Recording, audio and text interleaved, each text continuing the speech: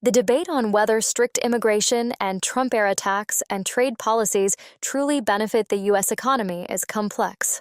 Evidence from independent studies, the national academies, CBO, and think tanks shows that immigration overall strengthens long-term growth.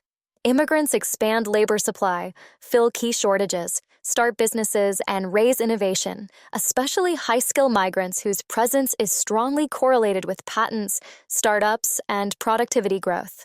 Restricting them may deliver minor short-term wage gains for some native workers, but reduces entrepreneurship, raises consumer prices in sectors like agriculture and construction, and lowers GDP over time. Mass deportation scenarios are projected to shrink output by several percentage points and raise living costs, which would harm most Americans despite small benefits for a narrow group. The recent $100,000 H-1B fee reflects this trend. While it might raise short-term revenue or free up some jobs, it deters global talent, undermining U.S. competitiveness in technology and research.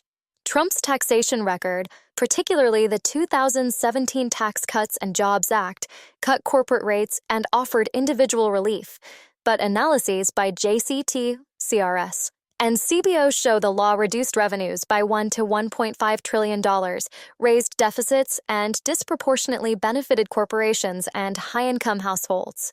Growth effects were modest, largely short-term, and insufficient to offset lost revenue. Proposals for further sweeping cuts are projected to deepen deficits, limiting fiscal space for infrastructure, education, and amp winking and laughing areas with higher long-run returns.